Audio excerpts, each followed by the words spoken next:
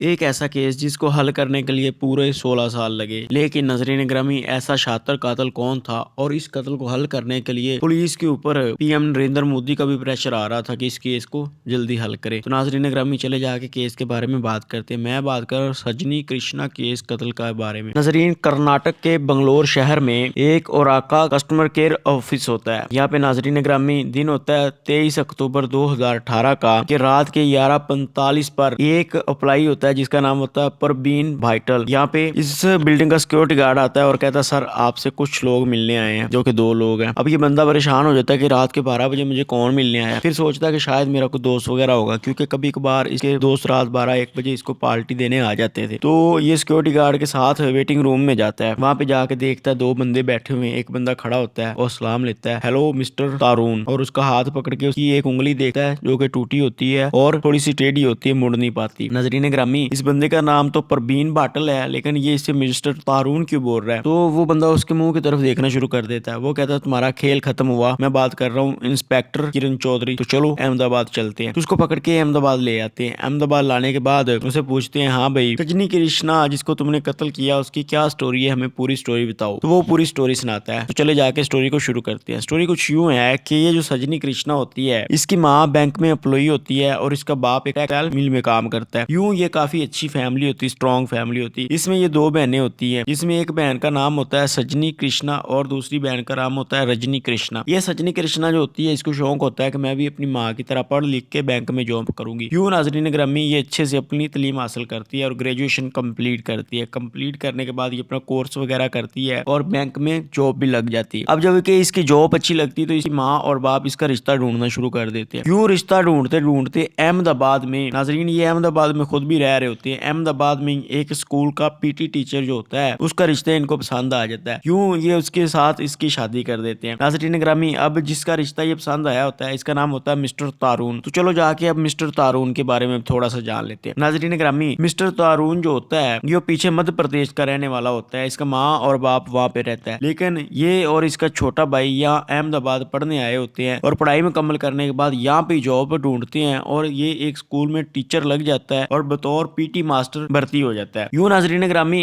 इसके साथ एक पीटी मास्टर लड़की भी होती है जो कि 4 साल इसके साथ जॉब करती है। 4 साल जॉब करने के दौरान इन दोनों को आपस में मोहब्बत हो जाती है और मोहब्बत भी काफी ज्यादा होती है। इसका नाम होता है अंतना। नाजरीन ग्रामी ये अंतना से बहुत ज्यादा मोहब्बत करता है। इसकी कमजोरी ये होती है कि ये अंतना और अपनी माँ से बहुत ही ज्यादा मोहब्बत करता है। जब इसकी माँ को पता चलता है कि ये अंतना से मोहब्बत करता है और वो पारसी मजहब की है, तो ये अपने बेटे को रोकती है कि मैं किसी दूसरे मजहब में तुम्हारी शादी नहीं होने दूंगी। यूं तो इसका बेटा अपनी लवर से बड़ी मोहब्बत करता था, लेकिन ये अपनी माँ की बात मान जाता है और शादी के लिए तैयार हो जाता है। यूं इस सजनी कृष्णा की और मिस्टर तारून की शादी हो जाती है। शादी होने के बाद ये वापस अहमदाबाद आ जाता है और यहाँ पे अपने ससुराल के करीब ही सेटल हो जाता है और कुछ ही फासले के ऊपर इसके भाई का भी घर होता है। यहाँ पे नाजरीन ग्रामी ये अपने स्कूल में जाता है और ये जो सजनी कृष्णा होती है ये अपने बैंक में जाती है, यहाँ पे ड्यूटी करती है। अब ये अपनी बीवी सजनी कृष्णा से बात करता है कि देखो मैं एक और लड़की से मोहब्बत करता हूँ जो कि यहाँ पे करीबी रहती है, इसका नाम अंतना है, तो मैं तुम्हें डिवोर्स देना चाहता हूँ। लेकिन उसकी बीवी होती है एक सीधी सादी लड़की। वो कहती है कि देखो मैं तुमसे इतनी मोहब्बत करती हूँ, ट्रू लव जिंदगी में एक दफा ही हो सकता है, इसलिए वो सोचती है कि वो मुझे अपने शोहर से होगी। वो उसे कहती कि मैं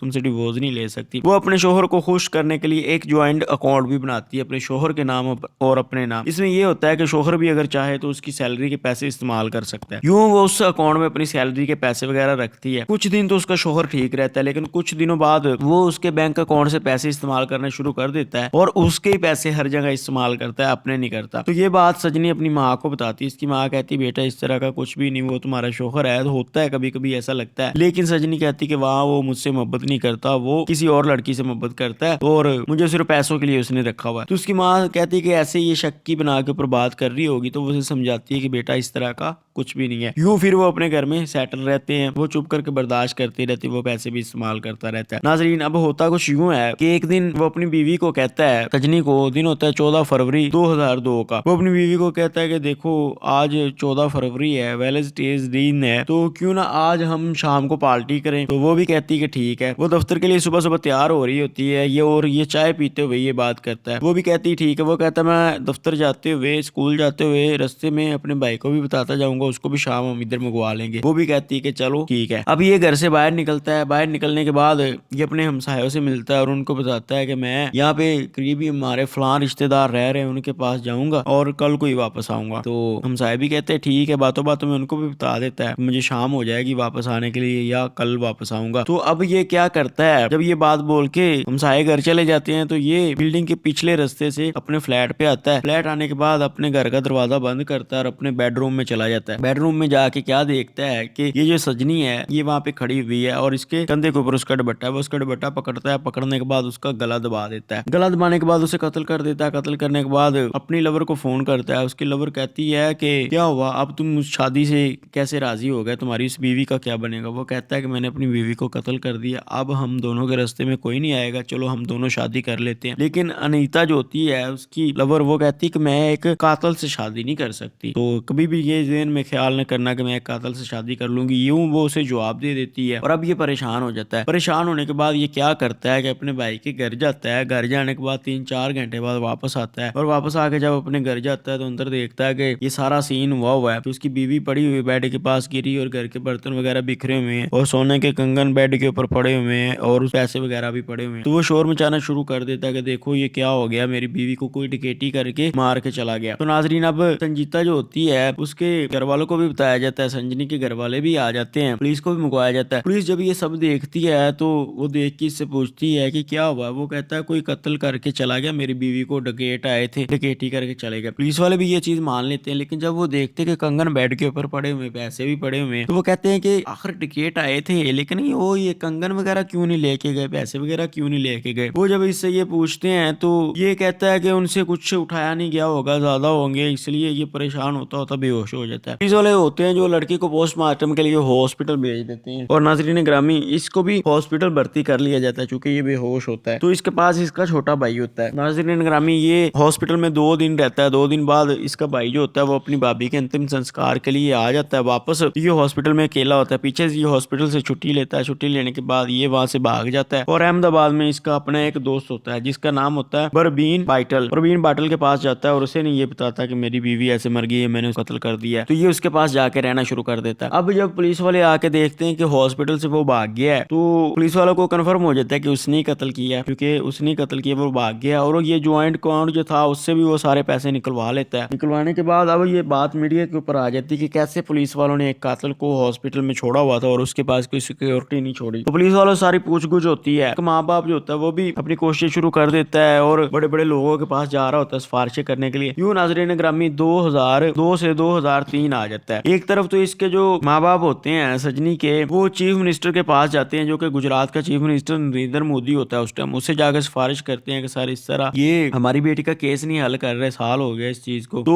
वो पुलिस को फोन करते हैं, एक मैसेज भेजते हैं और उनके ऊपर प्रेशर डालते हैं कि तुम लोग ये केस जल्दी हल करो और अदालत में पेश करो। दूसरी तरफ ये जो मिस्टर तारून होता है ये अपने दोस्त परवीन बाटल के साथ होता है, इसके घर में ही रह रहा होता है और साथ नौकरी भी कर रहा होता है। ये आस्ता आस्ता क्या करता है कि उसके सारे एविडेंस जो होते हैं, आईडी कार्ड वगैरह होता है, आधार कार्ड होता है और बाकी भी उसका पासपोर्ट नहीं बना होता, ये उसको पासपोर्ट बनवाने के लिए मजबूर करता है और उसका पासपोर्ट भी बनवाता है। बनवाने के बाद 3 महीने उसके घर रहता है। उसकी सारी शनाख्त जो होती है वो चोरी करता है और चोरी करने के बाद उसके घर से भी चला जाता है उसको मिलके कि यार मैं चलता हूँ कहीं और जाके काम ढूंढता हूँ, ऐसे उसे बोलता है और बोल के कर्नाटक के बंगलोर शहर में आ जाता है। बंगलोर शहर में आके यहाँ पे एक कस्टमर केयर के ऑफिस में काम पे लग जाता है। यहाँ पे ये काम पे लगता है। काम पे लगने के बाद यहाँ पे एक लड़की होती है जिसका नाम होता है निशा। निशा को ये पसंद आ जाता है और निशा भी इसको पसंद आ जाती है। यूं इन दोनों की बातचीत चलती है और ये दोनों शादी के ऊपर राजी हो जाते हैं और शादी करवाने के बाद ये बंगलोर में ही रहना शुरू कर देते हैं। बंगलोर में रहने के बाद ये अपनी बीवी निशा से इसे 3 बच्चे होते हैं। 3 बच्चे होने के बाद ये अपनी बीवी को बताता है कि मैं ऐसे ऐसे वहाँ पे कत्ल करके भागा हूँ, तो तुमने कोई मेरी तस्वीर वगैरह नहीं लगवानी या कुछ भी इस तरह का नहीं करना किसी भी फेसबुक ऐप के ऊपर या किसी और ऐप के ऊपर। वो कहती है जी ठीक है, अब जो हो गया वो तो हो गया। तो नाज़रीन ग्रामी पुलिस जो होती है, अब इसके पास पुलिस कैसे पहुंची, होता कुछ यूं है कि केस चलते चलते सन 2009 आ जाता है। ये तो भागा होता है, को मिल नहीं रहा होता। इस अहमदाबाद में एक डीसीपी नया आता है। नया आने के बाद वो इसका केस खोलता है। इसका केस तो बंद होया ही नहीं होता। वो केस निकालता है, निकाल के अच्छी तरह स्टडी करता है। स्टडी करने के बाद वो एक टीम तैयार तैयार करता है। टीम तैयार करने के बाद इसके घर वालों की पुलिस वाले रैकी कर करके थक चुके होते हैं, लेकिन अब वो क्या करते हैं, एक नए तरीके से इन्वेस्टिगेशन करते हैं कि इसकी जिंदगी में पहले कोई लड़की तो नहीं थी। वो इसकी जिंदगी का पिछला सारा सिस्टम खंगालते हैं तो उनको एक लड़की मिलती है कि अंतना लड़की एक थी इस मिस्टर तारून के राब्ते में। वो अंतना नाम की लड़की को ढूंढते हैं, उसके पास पहुंच जाते हैं। पहुंचने के बाद उससे पूछते हैं, वो कहती है कि उसने जब उसको कत्ल कर दिया, अपनी बीवी को कत्ल करने के बाद उसने मुझे फोन किया तो मैंने उसी वक्त उसको जवाब दे दिया था कि मैं एक कातिल से शादी नहीं कर सकती। तो ऐसे मेरे बाद उसने राब्ता नहीं किया मेरे साथ। तो लेकिन मेरे दोस्तों ने बताया कि कुछ दिन पहले उन लोगों ने दिल्ली में एक मॉल में उसे देखा है। तो पुलिस वाले क्या करते हैं, पुलिस वाले उसकी माँ और बाप का भी डाटा वगैरह निकालते हैं। तो पता चलता है कि उसका बाप तो कुछ दिन पहले ही मर चुका है, लेकिन उसकी माँ जो है वो आती जाती है। तो यूं नाजरीन ग्रामी पुलिस वाले उसको चेक करते हैं। चेक करने के बाद पता चलता है कि वो दिल्ली में गई हुई थी पिछले दिनों में। और पुलिस वालों को कंफर्म हो जाता है कि हो सकता है कि इसकी माँ के साथ मिस्टर तारून का राब्ता हो। यूं नाजरीन ग्रामी उसकी माँ जिस जगह पे रहती है उस जगह पे उसी बिल्डिंग में पूड़े में वो रह रही होती है। पूड़े में उसी बिल्डिंग में दो अपने सब इंस्पेक्टर जो होते हैं, पुलिस का डीसीपी जो होता है, उसको वहाँ पे रेंट के ऊपर मकान ले देता है। वो दोनों वहाँ पे रहना शुरू कर देते हैं और रैकी करते हैं औरत की। यूं नाजरीन ग्रामी ये जो इसकी माँ होती है मिस्टर तारून की, ये इसके जो हमसाये होते हैं उनसे पता करते हैं पुलिस वाले। तो वो बताते हैं कि इसका एक बेटा तो इसको पता ही नहीं है कि वो किधर है, लेकिन एक इसका बेटा जो है वो अहमदाबाद में रहता है। तो ये इसके छोटे बेटे की बात कर रहे होते हैं जो तारून का छोटा भाई होता है। तो इसका शोहर जो है वो कुछ दिन पहले हार्ट अटैक से फौत हो गया है। तो पुलिस वाले किसी न किसी तरीके उससे पूछ लेते हैं हमसायों से कि ये दिल्ली में किधर जाती है। इसको बंगलोर में पिछले दिनों में गई थी। तो वो बताते हैं कि दिल्ली में तो हमें कुछ पता नहीं कि ये किधर जाती है, लेकिन बंगलोर में इसकी एक भांजी रहती है जिसका नाम होता है निशा। तो ये उसके पास जाती है अपनी एक भांजी के पास। तो पुलिस वाले अब निशा की डिटेल निकालना शुरू कर देते हैं। तो वहाँ पे पता चलता है कि निशा जो है वो एक कस्टमर केयर में काम करती रही है और ये इसकी माँ जो होती है मिस्टर तारून की, इसकी कॉल हिस्ट्री निकलवाते हैं। तो यहाँ से पता चलता है कि ये दो नंबरों के ऊपर काफी ज्यादा बात करती है। एक इसकी भांजी जो निशा और एक और नंबर है जो कि बेंगलोर में कस्टमर केयर ऑफिसर का है। तो ये कस्टमर केयर का ऑफिस जो होता है उनसे राब्ता करते हैं। बड़े ऑफिस में राब्ता करने के बाद बेंगलोर पुलिस की हेल्प लेते हैं कि हमें इनका पूरा डाटा चाहिए। बेंगलोर पुलिस इनको डाटा निकलवा देती है। कस्टमर केयर वाले को ये बोलती है कि हमने आइडेंटिफिकेशन करना है कि कोई इलीगल एम्प्लॉय तो भर्ती नहीं हुआ। यूं वो भी सारा डेटा प्रोवाइड कर देते हैं। तो पुलिस वाले जो होते हैं वो सारा डेटा रिकवर करते रहते हैं। करने के बाद वो सारी जांच पड़ताल करते हैं और उसकी तस्वीर उन लोगों ने सामने रखी होती है। यूं तस्वीर को निकालते निकालते वो परवीन बाटल के पास आते हैं। तो देखते हैं कि ये तस्वीर तो परवीन बाटल की है, लेकिन तस्वीर मिस्टर तारून की है और नाम परवीन बाटल लिखा हुआ है। तो अब वो क्या करते हैं कि ये जो निशा होती है इसकी हिस्ट्री निकालते हैं, इसकी फेसबुक ऐप निकालते हैं, इंस्टाग्राम निकालते हैं। यहाँ पे उसके बच्चों की तस्वीरें होती हैं, उसकी तस्वीरें होती हैं, लेकिन उसके शोहर की तस्वीर नहीं होती। अब इनको पता चल जाता है कि ये जो कस्टमर केयर का ऑफिसर है यही इसका शोहर है और ये ही परवीन बाटल नहीं है बल्कि मिस्टर तारून है। यूं पुलिस वाले वहां पे जाते हैं। वो जो दो पहले ही उसकी माँ के पास रह रहे होते हैं रेंट के ऊपर, वो दो ही वहां पे जाते हैं। वहां पे जाने के बाद सिक्योरिटी गार्ड को बोलते हैं कि ऐसे हमने अंदर परवीन बाटल से मिलना है। तो अंदर जाके जब उसको बोलते हैं कि hello mister Tarun, I am inspector Kiran Chaudhary, तो अहमदाबाद चले, ऐसे उसको पकड़ के लेके आ जाते हैं।